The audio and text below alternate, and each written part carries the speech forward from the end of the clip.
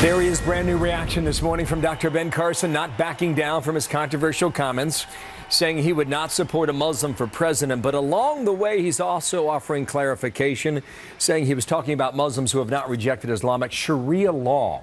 Here he is a moment ago in southwestern Ohio. I said I would support anyone if, again, it seems to be hard for people to actually hear English and understand it. I said I would support anyone, regardless of their background, if in fact they embrace American values and our Constitution and are willing to place that above their beliefs. Leslie Marshall, syndicated radio talk show host and a blogger for the Huffington Post, and David Webb, host of the David Webb Show on Sirius XM. Patriot, a columnist for The Hill, and both are Fox News contributors. A good day to both of you. Long titles, kids. Go home and sleep sometime. What Carson said a moment ago, it's a hypothetical, it's not important. And then he said again, must embrace the Constitution, place it above personal beliefs. David Starr, where are you on this now? I'm with Dr. Carson. First of all, those that believe that religion in any way, by any denomination, trumps our Constitution, state, federal, or our system of laws should not be in elected office. It's up to the people to make that decision as the voters who put people in office. But let's face it, we are not a theocracy, and our Western Hellenic values, or Judeo-Christian values, which allow for freedom of expression, are antithetical to Sharia-compliant societies and Muslim nations where if you were a homosexual, you would be stoned. If you are a woman who were raped, you would need witnesses that say you did not invite it. And where religion trumps the freedom, our courts, an equal justice system. So I'm with Dr. Carson on that. And frankly, we don't have controlled or punishable speech, and we are entitled to our opinion in America. I got it. To that in a moment again. But Leslie, I take it you agree entirely with what David just said. No. I agree that we have a First Amendment, and that's what makes the United States the best country in the world.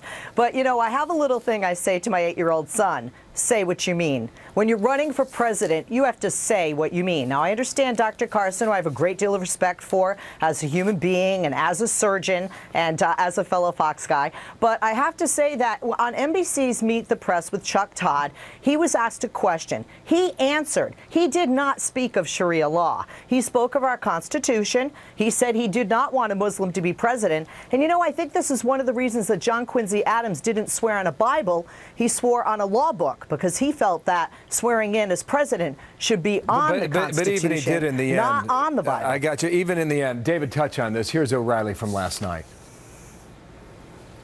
Well, here's a bulletin. Unlike many Muslim countries, we have free speech in America. And Carson's opinion shouldn't disqualify him from anything but individual votes, if that be the case. So Carson goes to Facebook late last night. I meant exactly what I said. I could never support a candidate for president of the United States that was Muslim and had not renounced the central tenet of Islam, Sharia law. David, does Leslie have a point? Should he have been more clear on Sunday or not, or does it matter? No, she doesn't, because I actually watched the interview and looked at the full context. I will say this, Dr. Carson doesn't speak in sound bites. It's the nature of who he is. But they pick up on Chuck Todd, this answer to Chuck Todd, and take just the part of the whole answer. He does talk about the relationship between Sharia and the Constitution in full context, and he goes on to explain it today. Unfortunately, in politics and in a soundbite world, if you're explaining, they typically say you're losing. In this case, he is not, because Dr. Carson reflects what we in the West, free societies, believe, that no theocracy or theocratic rule should overrule the rule of law. And Americans, left, right, independent, or otherwise, do not believe in theocracy, which Sharia compliance demands theocracy. Leslie, for instance, right now. If you go back to what O'Reilly was saying last night, don't fall into the trap. Exactly. Don't get sucked into the hypotheticals about who's Muslim and who's not. Just like you don't get sucked into physical appearances. Right. And about whether or not who has the most energy during a debate stage. Leslie, go ahead. Well, I would agree we shouldn't fall into the trap about what a woman looks like when she's running for president, when we don't pick on the guys for that.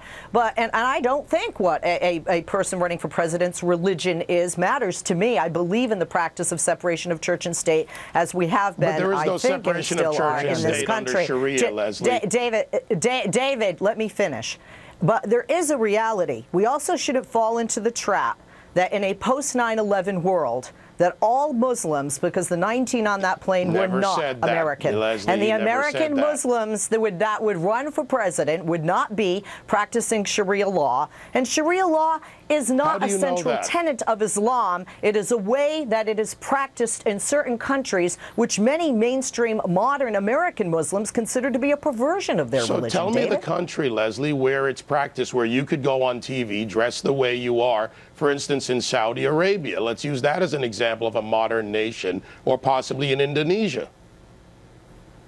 Well, actually, you can go on television in Dubai, in the United Arab Emirates, where they had a female fighter pilot who did not have her head covered and who really dropped, literally, bombs on ISIS and blew them away. And I'm sure that if she were an American, she'd be a really great candidate for president, David, perhaps. Wow. Okay. Listen, we got to run. Thanks to both of you for coming on today. We'll see whether or not this argument continues or whether or not it's a topic that goes away for now. Yeah, let's get back to substance. But ultimately, that's up to the candidates to determine that.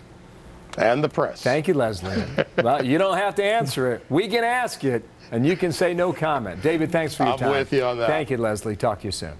Thank you.